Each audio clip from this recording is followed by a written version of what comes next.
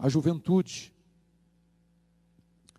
a chamada ideologia de gênero, que atenta contra os valores e os pilares da família, no Brasil e no mundo, tem sido divulgado por aqueles que deveriam defender a família, do palácio ao parlamento, às cortes, à grande mídia, à imprensa, passando pelo teatro, pela televisão, e até mesmo em alguns segmentos chamados religiosos, levantam esta bandeira.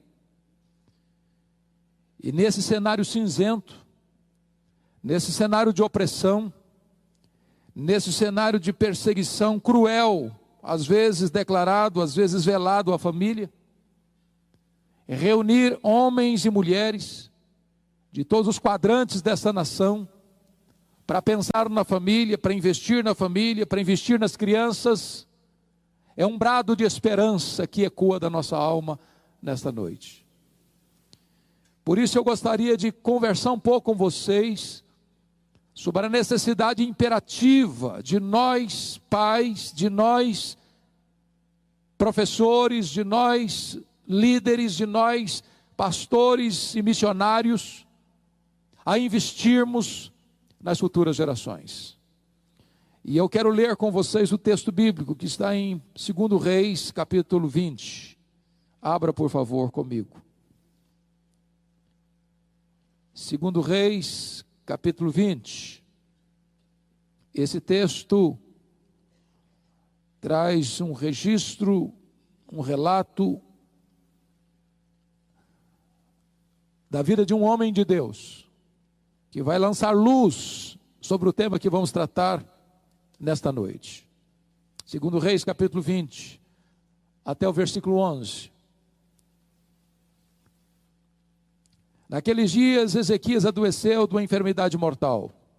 Veio ter com ele o profeta Isaías, filho de Amós, e lhe disse: assim diz o Senhor, põe em ordem a tua casa, porque morrerás e não viverás. Então virou Ezequias o rosto para a parede e orou ao Senhor, dizendo: lembra-te, Senhor, peço-te, de que andei diante de ti com fidelidade, com inteireza de coração, e fiz o que era reto aos teus olhos, e chorou muitíssimo.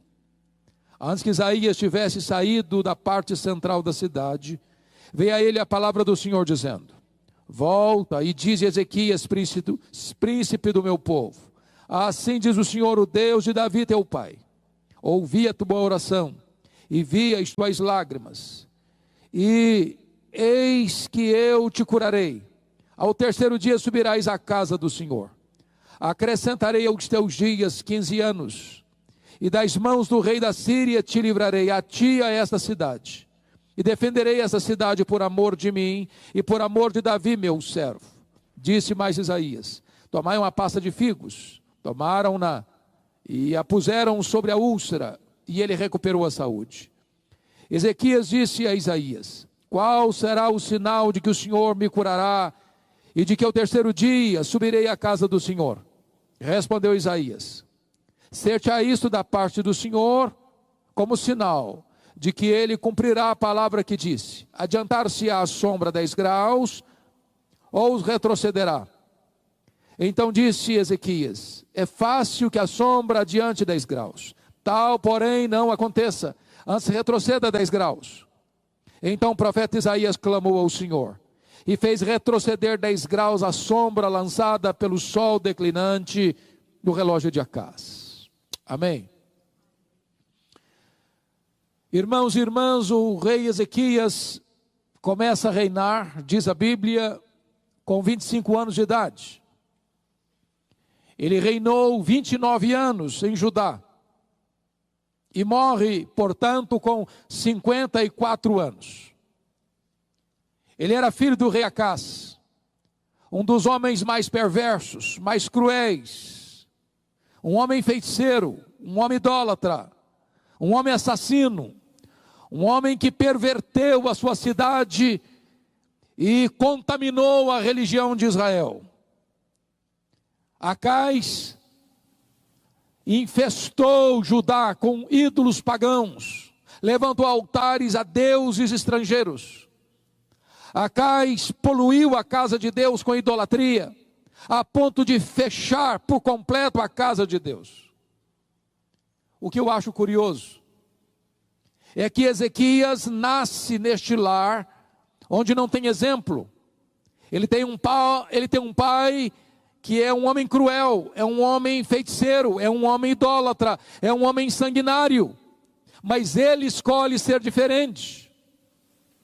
Isso prova para nós que John Locke, lá no passado, estava errado quando disse que o homem é uma tábua rasa e que o homem é produto do meio. Não, o homem não é produto do meio, o meio é que é produto do homem. Não é o meio que determina quem é você que pode fazer o ambiente. E diz a Escritura que Ezequias, quando começa a reinar com 25 anos, ele faz uma faxina na casa de Deus, ele limpa a casa de Deus, ele abre a casa de Deus, ele promove uma grande reforma religiosa em Judá, ele experimenta um poderoso avivamento espiritual em todo o seu reino. Mas agora, 14 anos depois, ele está no governo, tornou-se um homem rico, opulento, forte, que acumulou riquezas, que granjeou fortunas, que compôs um poderoso exército, tinha um grande arsenal, estava no topo da sua fama e do seu sucesso administrativo.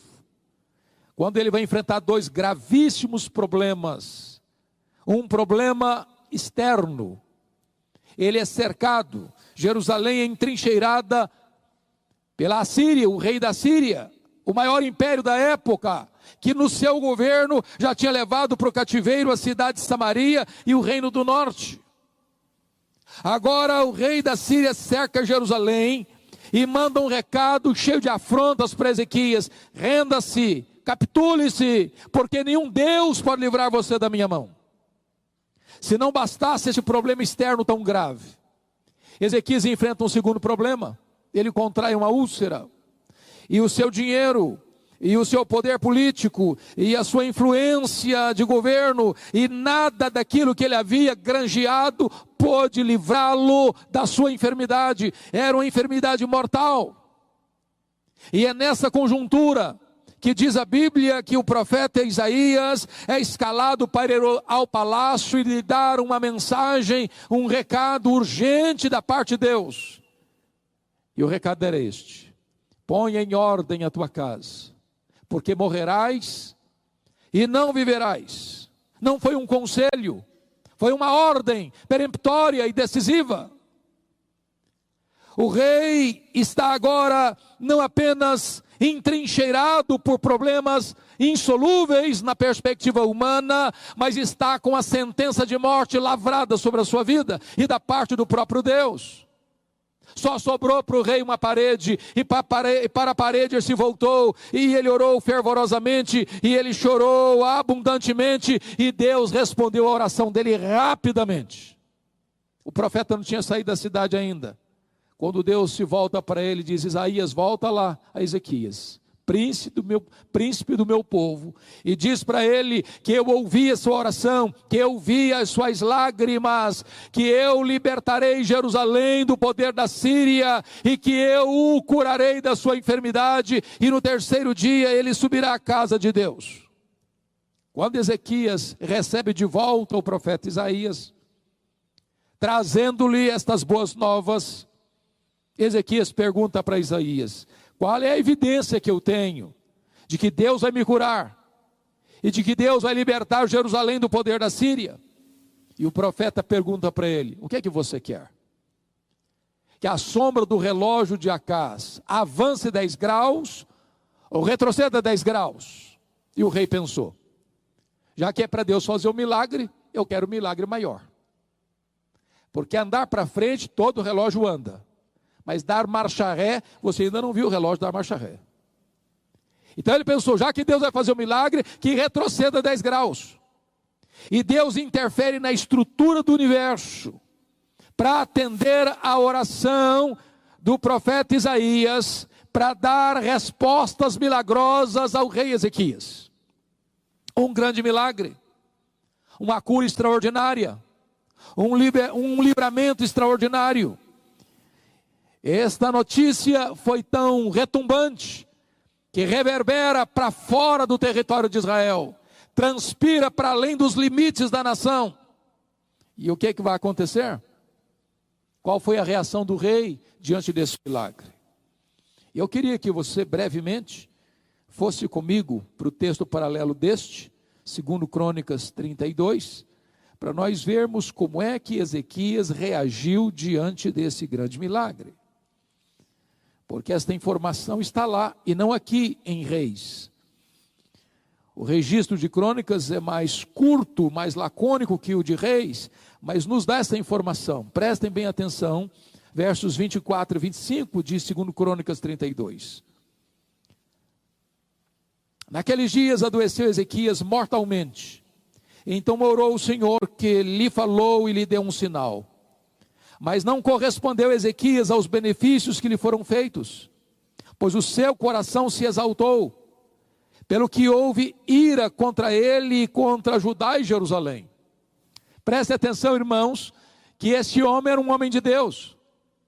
Tanto o homem de Deus era, que a Bíblia chega a dizer que antes dele não teve ninguém parecido com ele, e depois dele ninguém foi semelhante a ele. Esse homem está vivendo dois problemas gravíssimos, um problema político e um problema físico, um problema de entrincheiramento da sua cidade e um problema de enfermidade mortal, e Deus realiza um duplo milagre, e em vez dele se humilhar, e em vez dele dar glória a Deus, em vez dele exaltar o Deus Todo-Poderoso, diz a Bíblia que o seu coração se exaltou, e ele não correspondeu ao milagre de Deus. Receber um milagre é um grande privilégio, mas é também uma imensa responsabilidade. Agora vamos ver em que sentido o coração dele se exaltou. Volta comigo para 2 Reis, capítulo 20. Por favor. 2 Reis, capítulo 20. O que aconteceu então? Notem, por favor, a partir do versículo 12. 20:12. Nesse tempo, Merodach-Baladã, filho de Baladã, rei da Babilônia, enviou cartas e um presente a Ezequias, porque soube que estivera doente. Preste bem atenção nisso. Essa notícia do milagre chegou à Babilônia. Era um império que estava se fortalecendo e que haveria de suplantar a própria Síria. E quando o rei da Babilônia ouviu este milagre, esse fato extraordinário da cura e do livramento, ele compra um presente, ele escreve uma carta e manda uma comitiva diplomática visitar Ezequias. Quando essa comitiva diplomática estrangeira chega para visitar Ezequias, vejamos o que aconteceu no verso 13. Ezequias se agradou dos mensageiros e lhes mostrou toda a casa do seu tesouro, a prata, o ouro, as especiarias, os óleos finos, o seu arsenal e tudo quanto se achava no seu tesouro. Nenhuma coisa houve em sua casa, nem em todo o seu domínio, que Ezequias não lhes mostrasse. Perceberam? Quando essa comitiva chega, ele mostra para essa comitiva internacional quão grande ele era, quão rico ele era, quão poderoso ele era, quão influente ele era, quão glorioso era o seu reino, quão poderoso era o seu reino, mas não tem uma palavra de Ezequias de exaltação a Deus, de gratidão a Deus, de honra ao nome de Deus. Ele mostra a si mesmo, ele mostra o seu poder, ele mostra a sua riqueza, ele mostra a sua glória, ele mostra o seu esplendor, ele mostra a sua força bélica, mas ele não dá glória ao nome de Deus. Ele não correspondeu. Agora veja o versículo 14. Então Isaías, o profeta, veio ao rei Ezequias e lhe disse: que foi que aqueles homens disseram? E de onde vieram a ti? Respondeu Ezequias: de uma terra longínqua, vieram da Babilônia. Perguntou o profeta: que viram em tua casa? Respondeu Ezequias: viram tudo quanto há em minha casa. Você pode repetir essa frase comigo? Viram tudo quanto há em minha casa. Para quem que você está mostrando tudo que tem na sua casa?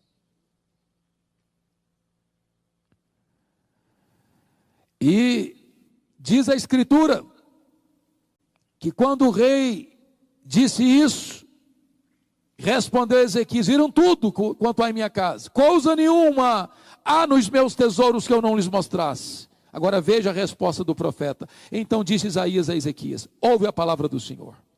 Verso 17: eis que virão dias em que tudo quanto houver em tua casa, com que entesouraram teus pais, até o dia de hoje, será levado para a Babilônia, não ficará coisa alguma, diz o Senhor.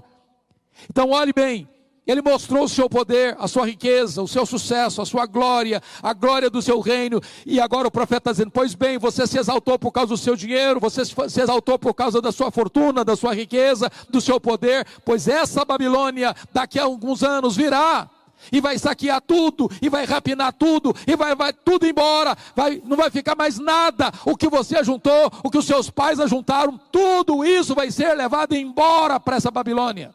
Mas tem mais, verso 18: dos teus próprios filhos que tu gerares, tomarão, ou seja, os teus filhos também serão levados como escravos, como cativos. Mas tem mais: para que sejam eunucos no palácio do rei da Babilônia, ou seja, seus filhos, sua descendência vai ser castrada, não vão poder gerar. Não apenas você vai perder seus bens, não apenas você vai ver seus filhos se tornando escravos, mas seus filhos vão ser castrados e eles não vão poder gerar. Você quer uma tragédia maior do que essa? Sabe o que me choca? É a reação do rei. Vejamos a reação dele. Verso 19: então disse Ezequias a Isaías: boa é a palavra do Senhor que disseste. Bom, espera um pouquinho, Ezequias, você não está entendendo o que eu estou falando. Você não está entendendo. Eu estou falando para você que a Babilônia virá, vai saquear, vai espoliar, vai rapinar, não vai ficar nada. Está entendendo isso? Eu disse para você que dos filhos que tu gerares vão ser levados cativos. Você está entendendo isso, que os filhos vão ser escravos? Você está entendendo que seus filhos vão se tornar eunucos, castrados no palácio dos reis da Babilônia? Você está entendendo isso? Você é louco, homem. Como é que você vai dizer que boa essa palavra? Você perdeu o juízo. Qual é a explicação do rei? Boa essa palavra que disseste, pois pensava: haverá paz e segurança em meus dias. Sabe o que ele está dizendo? Quando isso acontecer, eu já empacotei. Quando isso acontecer, eu já não estou mais aqui para contar a história.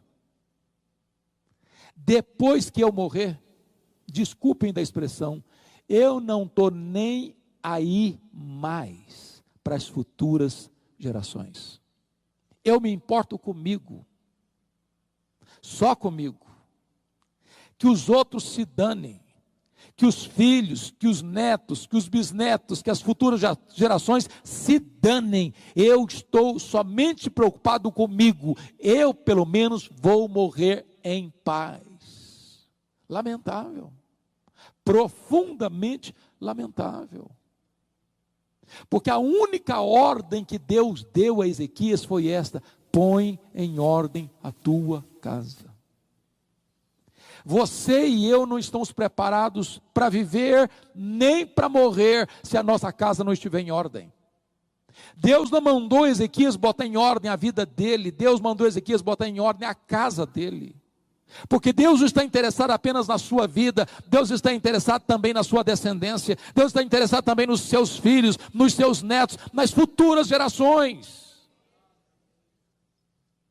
Agora notem, queridos irmãos, notem comigo, por favor, só um pouquinho.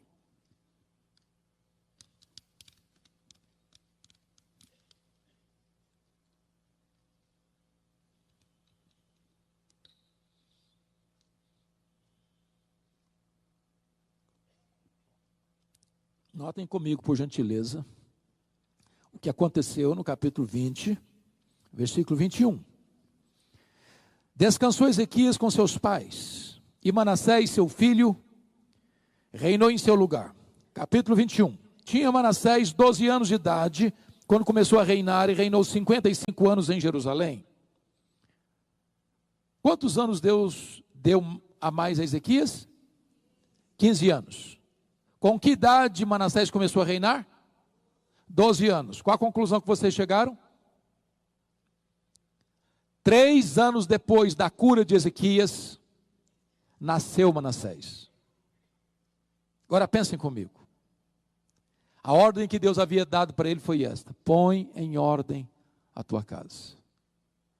Ele deveria ter pensado assim: bom, se Deus mandou botar em ordem a minha casa, agora nasce o meu sucessor, agora nasce o meu herdeiro, agora nasce aquele que vai reinar em meu lugar, quando eu morrer, eu vou fazer desse menino o meu projeto de vida, eu vou investir nele, eu vou ensinar para ele, eu vou inculcar na cabeça dele a verdade de Deus, eu vou orar com ele, eu vou gastar tempo com ele, eu vou discipular esse menino, eu vou andar com esse menino, eu vou ensinar esse menino a conhecer a Deus, a temer a Deus, a viver para a glória de Deus. Deus me deu uma ordem, e essa ordem vai ser prioridade na minha agenda, e eu vou cuidar desse menino, para que ele seja uma bênção, para que o seu reinado seja próspero, para que o seu reinado seja debaixo da bênção do Eterno. Eu vou investir na vida desse menino.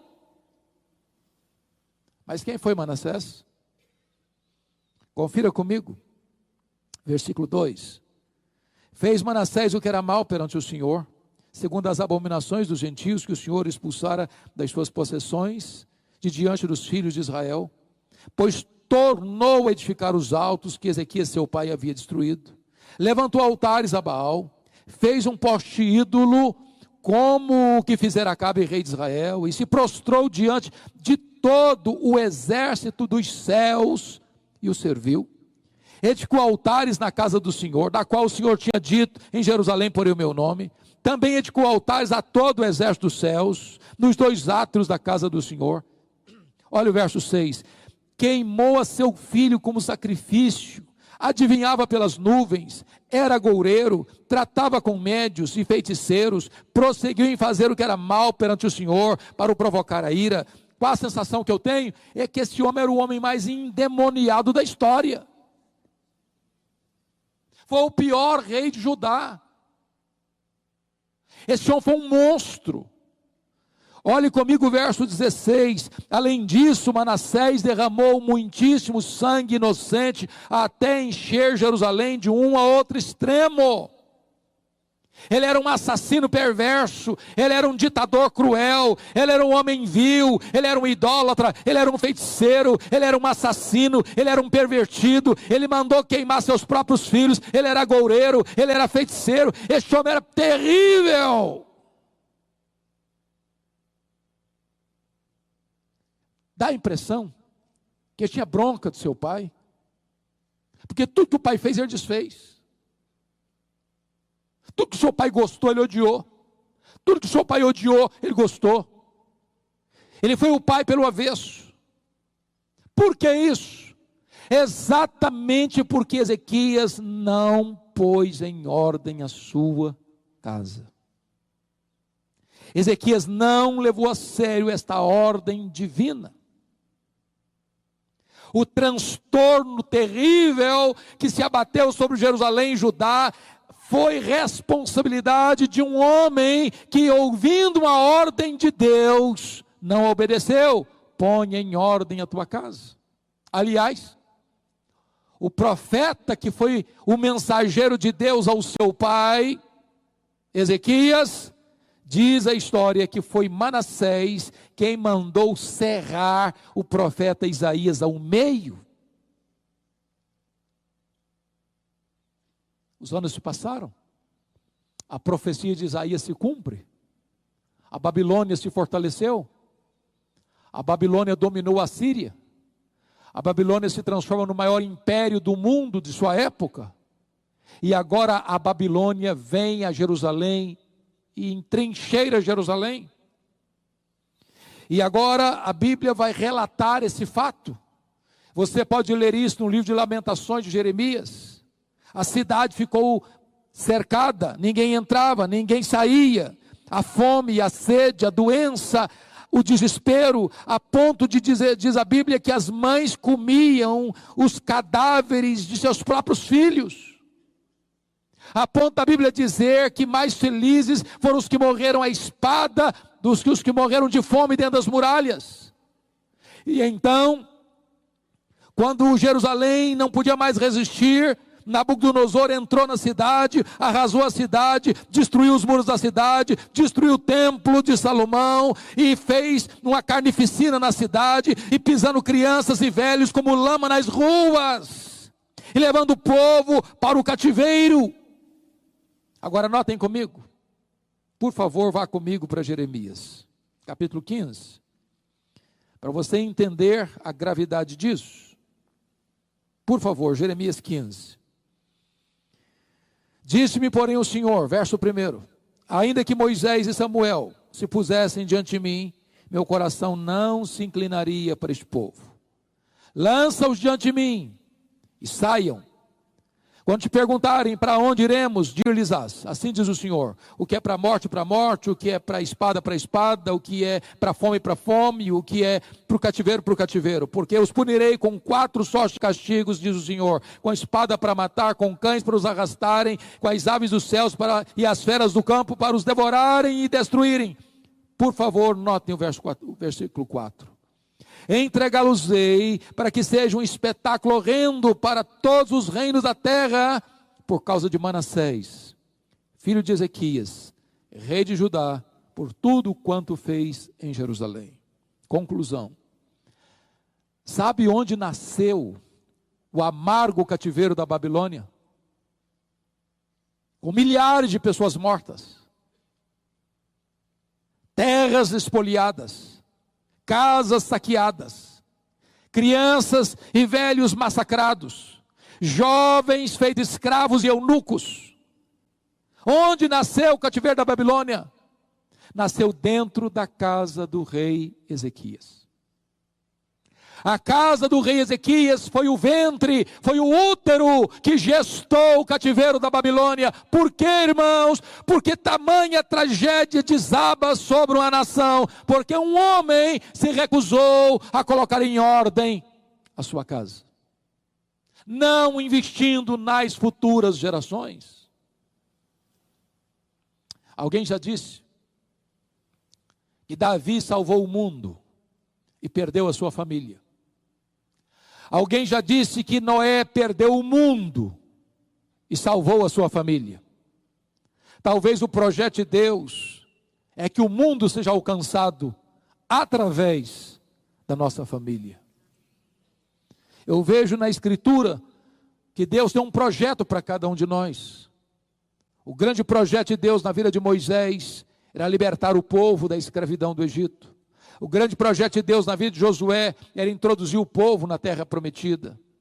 O grande projeto de Deus na vida de Davi era unificar um grande reino. O grande projeto de Deus na vida de Salomão era construir o templo de Jerusalém. O grande projeto de Deus na vida de Neemias era restaurar a cidade de Jerusalém. O grande projeto de Deus na vida de João Batista era preparar o caminho do Senhor. O grande projeto de Deus na vida de Pedro era abrir a porta do evangelho para judeus e gentios. O grande projeto de Deus na vida de Paulo era levar o evangelho a todas as nações. Mas agora você pode fazer uma pergunta: e qual era o grande projeto de Deus na vida de Abraão, o pai da fé? A Bíblia responde essa pergunta. Confira comigo, por favor, no livro de Gênesis, capítulo 18, versos 18 e 19. Notem aí o que está escrito. Está escrito o seguinte: visto que Abraão certamente virá a ser uma grande e poderosa nação, e nele serão benditas todas as famílias da terra, porque eu escolhi para que ordene a seus filhos e a sua casa depois dele, a fim de que guardem o caminho do Senhor e pratiquem a justiça e o juízo. Para que Deus chamou Abraão? Com que finalidade? Com que propósito? Com que objetivo? Deus escolheu Abraão para que ele ordenasse a seus filhos e a sua casa depois dele, a fim de que guarde o caminho do Senhor e pratique a justiça. Mas vamos entender isso. Eu pergunto a vocês: que idade tinha Abraão quando o filho da promessa nasceu? Que idade? 100 anos de idade. Com que idade o filho da promessa Isaque se casou? Quantos anos? 40 anos. Então quantos anos tem Abraão? 140. A mulher de Isaque era estéril, Rebeca. Quantos anos Isaque orou por ela para ser curada? 20 anos. 20 anos. Portanto, quando Esaú e Jacó, netos de Abraão, nasceram, quantos anos tinha Isaque? 60 anos. Quantos anos tem Abraão? 160 anos. Com que idade Abraão morreu? 175 anos. Então, quantos anos Abraão teve a oportunidade de conviver com os netos? Apenas 15 anos. Falei, então eu não estou entendendo. Se Deus chama Abraão com um propósito, para que Abraão ensinasse a casa dele e os que vêm depois dele a pôr em Deus a sua confiança, e ele só conviveu com a sua descendência 15 anos, meu Deus, eu não estou entendendo. Mas sabe o que está acontecendo? Está lá em Hebreus 11:13, que ele viu a promessa de longe e a saudou. Porque cada um de nós que estamos aqui nesta noite, somos filhos de Abraão. Todos aqueles que creem no Senhor Jesus em qualquer lugar deste mundo, em qualquer geografia desta terra, em qualquer tempo da história, que pôs a sua confiança em Jesus, é filho de Abraão. É como se Abraão estivesse olhando para você de longe e saudando a promessa. Eu quero que ele conheça Jesus, eu quero que ele conheça a verdade, eu quero que ele ande na verdade, eu quero que ele ponha a confiança em Deus. Eu estou comprometido não apenas comigo, eu estou comprometido com as futuras gerações, eu estou comprometido com os meus filhos, com os meus netos, com os meus bisnetos, com a terceira, com a quarta, com a 10ª, com a 1000ª geração. Eu quero que a minha descendência ande com Deus e conheça a Deus, e eu estou empenhado nisso.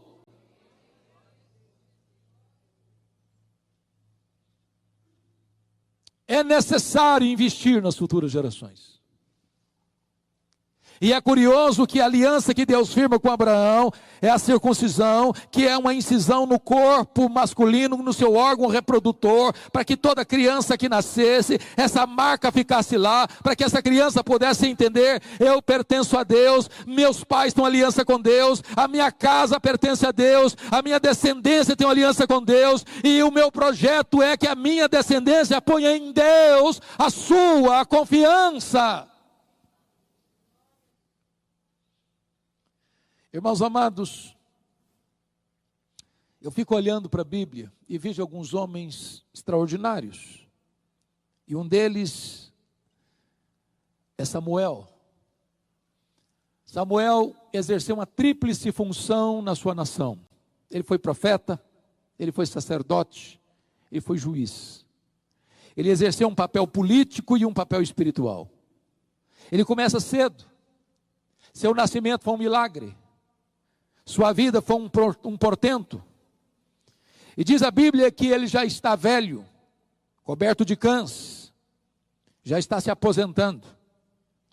E ele se levanta então para dar um testemunho à nação, para prestar um relatório, para fazer uma prestação de contas à sua nação. E eu queria que você visse comigo o teor desse relatório, dessa prestação de contas de Samuel à sua nação. Abra aí 1 Samuel capítulo 12, por favor. Olhe o relatório deste homem. 1 Samuel capítulo 12. Versículo 2, ele diz assim: já envelheci e estou cheio de cãs, e meus filhos estão convosco. Meu procedimento esteve diante de vós desde a minha mocidade até o dia de hoje. Ou seja, um homem com a vida pública limpa, proba, incorruptível, com lisura, com transparência, do começo ao fim.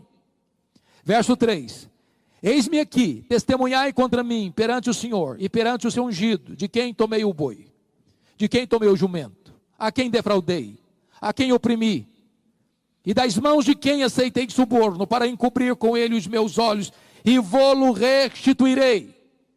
Eu fico pensando se alguns políticos de Brasília conseguiriam dar um relatório desse à nação.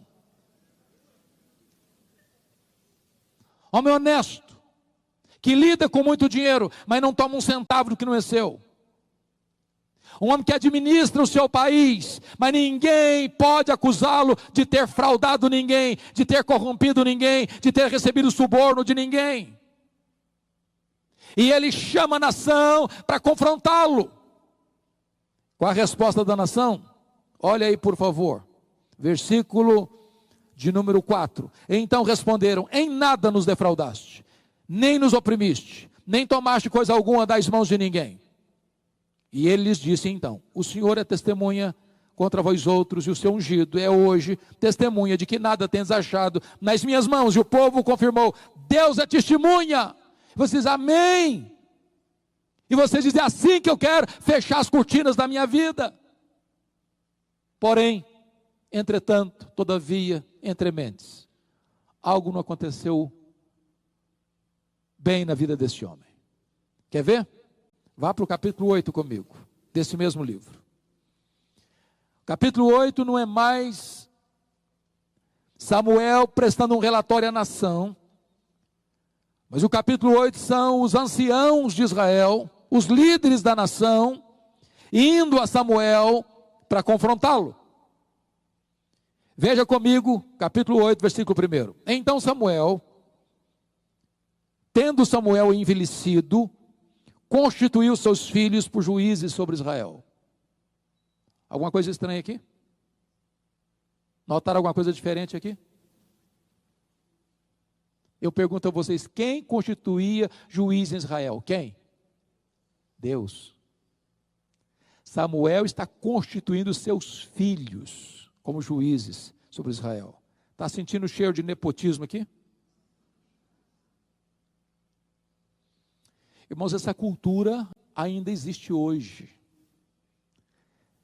achando que ministério é hereditário. Ministério não é hereditário.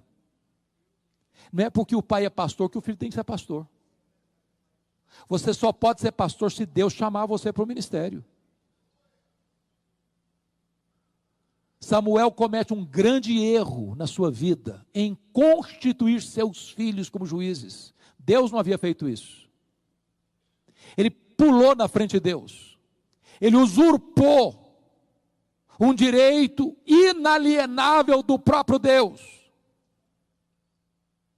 E quando nós agimos na contramão da vontade de Deus, os resultados não podem ser bons. Olha comigo o versículo de número 3. Porém seus filhos não andaram pelos caminhos dele, antes se inclinaram à avareza e aceitaram subornos e perverteram o direito. Prestem bem atenção. Qual era o ponto alto do testemunho de Samuel? Integridade, lisura, transparência, integridade moral, confiabilidade administrativa e financeira. Agora notem vocês que o ponto vulnerável dos filhos é exatamente o contrário. Eles eram avarentos, aceitaram suborno, pegaram o dinheiro que não era deles, se enriqueceram ilicitamente, agiram de maneira desonesta na administração da coisa pública. O contrário do pai, o avesso do pai. Qual o resultado? Olha o verso 4. Então os anciãos todos de Israel, quantos anciãos tem? Todos. Então os anciãos todos de Israel se congregaram e vieram a Samuel a Ramá e lhe disseram: vê, já estás velho, teus filhos não andam pelos teus caminhos, constitui-nos, pois, agora um rei sobre nós, para que nos governe, como tem todas as nações. Trocando em miúdos, sabe o que esses anciãos estão falando para Samuel? Samuel, você já está com o pé na cova, você está quase empacotando, e o negócio é o seguinte: você é um cara sério, você é um homem direito, se você vivesse mais, nós fecharíamos com você, em você dá para conversar, com você dá para conversar, em você dá para confiar. Agora deixa eu dizer uma coisa para você, Samuel, nos seus filhos não dá para confiar. Seus filhos não têm o mesmo estofo moral que você tem. Não têm a mesma ética granítica que você tem. Seus filhos são de outra categoria, de outro jaez. Então, Ezequias, então Samuel, faça-nos um favor. Antes de você morrer, constitui-nos um rei, porque debaixo da autoridade dos seus filhos, nós não vamos ficar. Prestem bem atenção que o povo de Israel rejeita a teocracia, rejeita o governo de Deus e quer e clama pela monarquia. Por quê? Porque Samuel andou com Deus, mas ele não pôs a sua casa em ordem. Assim como o cativeiro da Babilônia nasceu dentro da casa do rei Ezequias, a monarquia em Israel, rejeitando o governo teocrático, o governo de Deus, nasceu dentro da casa de Samuel. Ele não pôs a sua casa em ordem. Irmãos amados, deixa eu lhes dizer algo. Eu não sei se isso pesa o seu coração. Mas nós estamos vivendo um tempo muito crítico no Brasil e no mundo. Este ano é um ano emblemático para nós. O povo evangélico celebrou o mês passado 500 anos da Reforma Protestante. E o que é triste é que a Reforma, berço do protestantismo, não tem o que comemorar. Eu estive na Holanda recentemente, e na Holanda até 1960, as pessoas iam para a igreja, as famílias frequentavam a igreja, os pais levavam os filhos para a igreja. De 1960 para cá, os templos estão lá, mas o povo não vai mais para a igreja. Nem os pais, nem os filhos. A igreja da Holanda se perdeu numa única geração. Sabem por quê? Porque nós estamos numa corrida de revezamento. Se nós falharmos em passar o bastão do evangelho para os nossos filhos, nós teremos fracassado rotundamente. E nós poderemos legar à próxima geração uma igreja apóstata. Saímos da Holanda e fomos para a Escócia, berço do presbiterianismo, terra de John Knox. Fomos para Edimburgo. E ali tem um templo belíssimo na praça central, perto do castelo. E quando nós entramos naquele templo belíssimo de torre empinada aos céus, eu não vi púlpito, eu não vi bancos. O templo foi transformado num bar. Lá dentro é lugar de beber. O protestantismo está praticamente morto. Por quê, irmãos? Porque os pais falharam em passar para os seus filhos a fé que havia no coração deles. Não se preocuparam com as futuras gerações.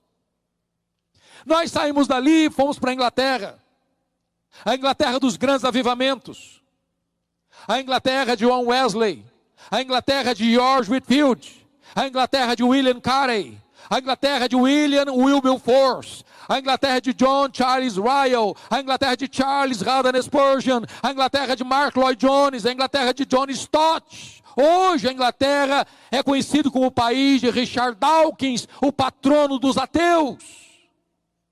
Menos de 4% dos ingleses frequentam a igreja evangélica hoje. Por quê, meus irmãos? Porque os pais não colocaram a sua casa em ordem e não investiram nas futuras gerações. Você vai para os Estados Unidos da América e Canadá, você encontra muitas das chamadas dead churches, igrejas mortas. As denominações históricas perdendo membros, centenas, milhares de membros, todos os anos.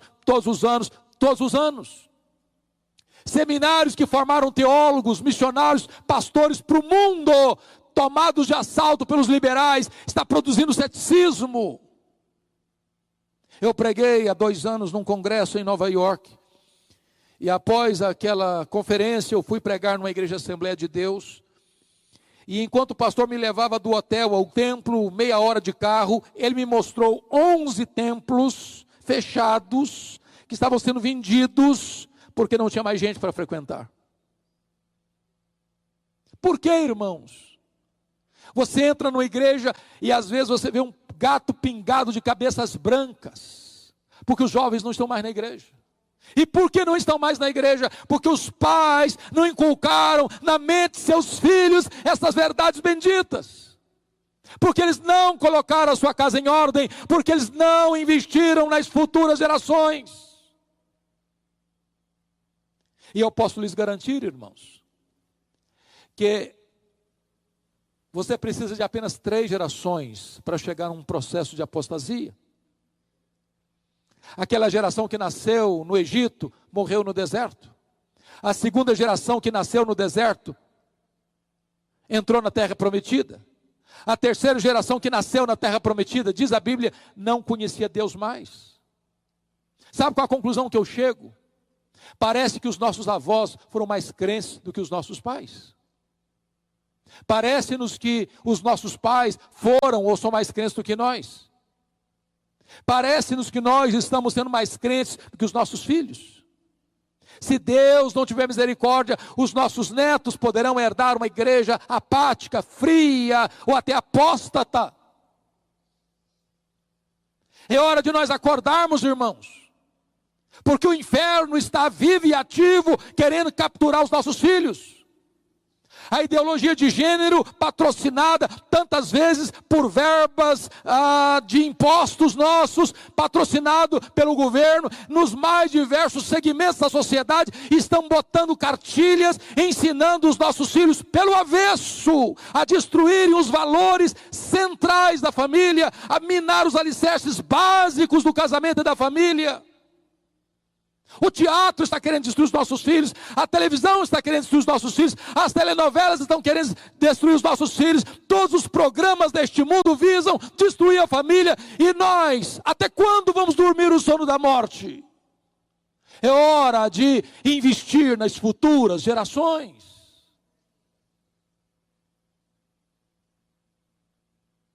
E eu queria concluir trazendo a sua memória esclarecida o texto do Salmo 78. Olha comigo, por favor. Salmo 78, verso 3, diz o seguinte: o que ouvimos e aprendemos, o que nos contaram nossos pais. Deixa eu fazer uma pergunta aqui. Quem teve o privilégio, como eu, de ter nascido num lar já evangélico? Quem teve? Levanta a mão. Louvado seja Deus. Que privilégio. Que privilégio você ter ouvido o que seus pais contaram para você. Seus pais ensinaram a você. Você bebeu o leite da piedade desde a sua infância.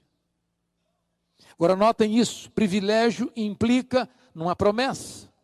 Olha o verso 4. O que nos contaram, não encobriremos a seus filhos. Contaremos à vindoura geração os louvores do Senhor e o seu poder e as maravilhas que fez.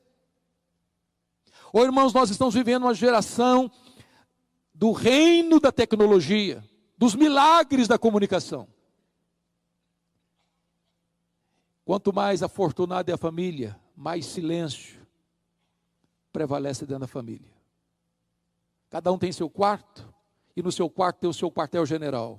Ali tem o computador, ali tem o smartphone, ali tem o iPad, ali ele vive o universo dele.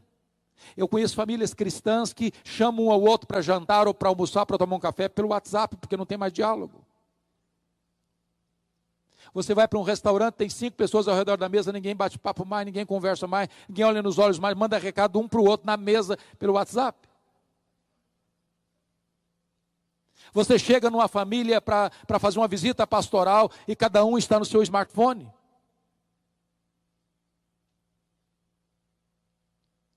E às vezes nós estamos contribuindo ainda mais para isso, e é necessário que você, pai, que você, mãe, pegue o seu filho, pegue a sua criança e bote no colo e conte para ela o que Deus fez na sua vida, que você desligue um pouco a televisão, que você coloque limites e horários para o computador, e você comece a ensinar as verdades de Deus, a inculcar essas verdades no coração de seus filhos e de seus netos.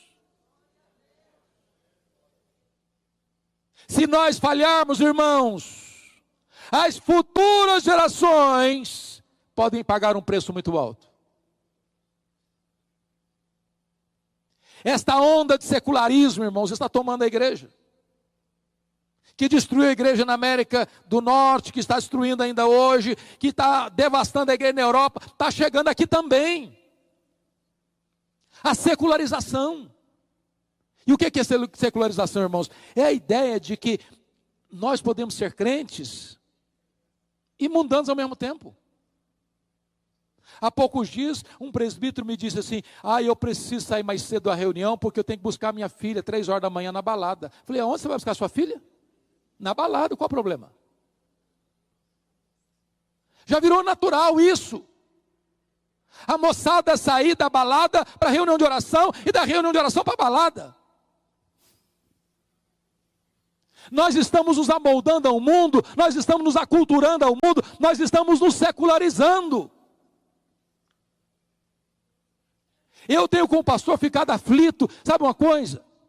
As festas de casamento dos nossos filhos hoje, dos nossos crentes, estão se transformando numa vergonha. Uma vergonha. Você sai da igreja num belíssimo cerimonial de casamento, numa festa linda, onde a pregação foi feita, onde as músicas sacras foram entoadas, louvores a Deus foram erguidos, e quando você vai para um rico cerimonial, lá o pau quebra. O pau quebra, porque a música que rola lá não tem nada a ver com Deus, mas não. As luzes se acendem como uma boate moderna, bebida alcoólica, se serve todas, e o povo de Deus cai na pista de dança e volta para casa com as pernas trôpegas. Como é que nós vamos dizer para os nossos filhos que eles precisam ser santos ao Senhor, se nós estamos promovendo isso?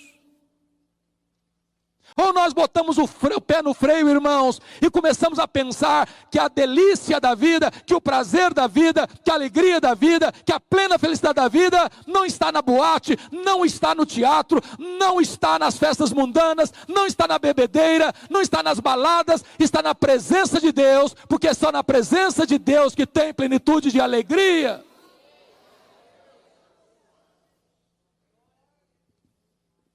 Notem comigo. O que o salmista vai dizer? Depois do privilégio vem a promessa, mas tem um propósito. Olha o verso 6. A fim de que a nova geração os conhecesse, filhos que ainda hão de nascer, se levantassem e por sua vez os referissem aos seus descendentes, para que pusessem em Deus a sua confiança. Agostinho de Hipona dizia que nós tínhamos que orar para os nossos filhos 20 anos antes deles nascerem. Tem que ensinar isso para os nossos filhos. Como assim? 20 anos antes deles nascerem. Amanhã você, não sei se tem adolescente aqui, mas amanhã você que é um adolescente, vai se casar e vai ter filhos. E amanhã seu filho, sua filha vão ser adolescentes também. E eles vão perguntar para você: e aí papai, e aí mamãe, como é que foi a sua adolescência? Honrou seus pais? Obedeceu? Tinha hora para sair de casa? Tinha hora para voltar para casa? Seus pais queriam saber onde você foi, com quem você foi, o que você fez? Se você disser assim: não, eu era complicado, eu não obedecia não. Como é que você vai cobrar de mim agora? Nós precisamos orar a Deus e trabalhar para que os filhos dos filhos dos filhos ponham em Deus a sua confiança. Você é avô, você é avó, quem sabe onde você chamar seu neto, não para brincar, não para dar um presente para ele, mas para botá-lo no colo e para ensinar para ele as verdades de Deus. Para que as futuras gerações ponham em Deus a sua confiança. Eu não sei se isso aflige o seu coração, o meu aflige muito. Porque hoje nós estamos preocupados muitas vezes em dar a melhor escola, a melhor faculdade, o melhor conforto, a melhor roupa, as melhores oportunidades. E tudo isso é legítimo e tudo isso é bom. Mas se nós fracassarmos em passar para os nossos filhos o bastão do Evangelho, nós teremos fracassado rotundamente. Qualquer sucesso deste mundo, sem a glória de Deus, é troféu de palha. Eu quero conclamar vocês, professores, professoras, vocês pais, vocês mães, vocês filhos, vocês filhas, vocês avós, para que nós firmemos uma aliança com Deus, de investirmos nas futuras gerações, rogando graça a Deus para colocar a nossa casa em ordem, porque nós não estaremos preparados nem para viver, nem para morrer, se a nossa casa ainda não estiver em ordem. Eu quero orar com vocês, e eu quero orar por vocês nesta noite. Se esta é uma causa que você sente arder na sua alma, no seu coração, eu queria convidar você para vir aqui à frente, e nós vamos orar ao Senhor. A Bíblia diz: por esta causa eu me ponho de joelhos diante do Pai. Eu anseio, mais do que qualquer outra coisa na vida, é ver os meus filhos comprometidos com Deus, cheios do Espírito Santo de Deus, sendo vasos de honra nas mãos de Deus, sendo levantados por Deus nessa geração, sendo instrumentalizados por Deus na sua obra e no seu reino. Nenhum sucesso nosso compensa o fracasso dos nossos filhos, nenhum sucesso. É hora de nós investirmos nos nossos filhos. A nossa herança não é a casa que moramos, não é o carro que andamos, não é o dinheiro que acumulamos. A herança de Deus são os nossos filhos. E nós precisamos colocá-los em primeiro lugar na nossa agenda. Põe em ordem a tua casa. Nós vamos buscar a face de nosso Deus.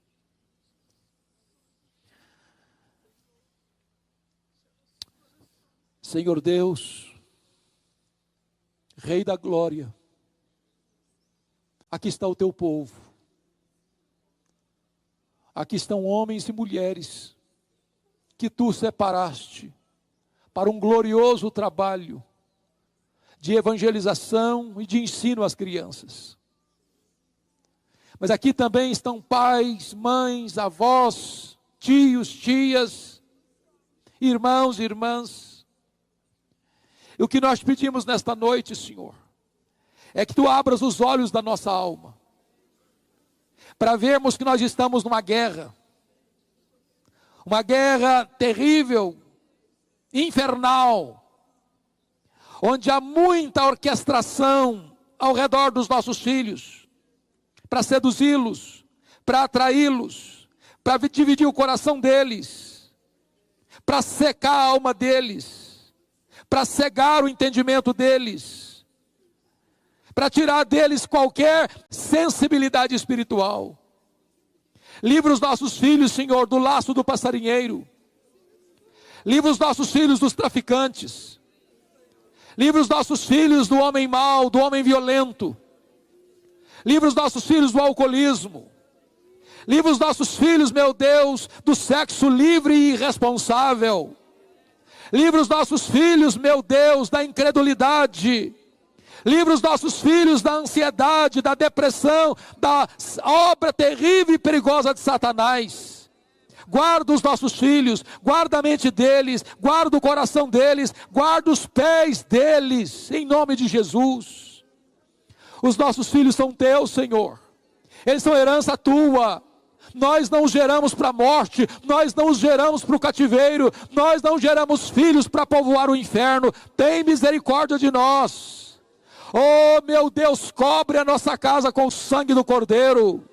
Coloca, meu Deus, te rogamos, os nossos filhos na arca da salvação. Oh Senhor, proteja os nossos filhos das setas inflamadas do maligno, e dá-nos alegria, Deus, de ver os nossos filhos convertidos, de ver os nossos filhos transformados, de ver os nossos filhos instrumentalizados por Tua graça. Senhor, nós não queremos grandes coisas para nós não queremos as glórias deste mundo, nós não queremos o glamour deste mundo, mas nós queremos que a glória da Tua presença esteja sobre a nossa casa. Nós queremos que a luz da verdade ilumine a nossa casa. Nós queremos que o poder do Evangelho reine em nossa casa, Senhor. Os nossos filhos são Teus, nós os consagramos a Ti, nós os colocamos nas Tuas mãos. E à semelhança de Josué, Senhor, nós queremos dizer nesta noite: eu e a minha casa serviremos ao Senhor. Bendito é o Teu nome, bendito é o Teu nome. Nós oramos em nome de Jesus. Aleluia.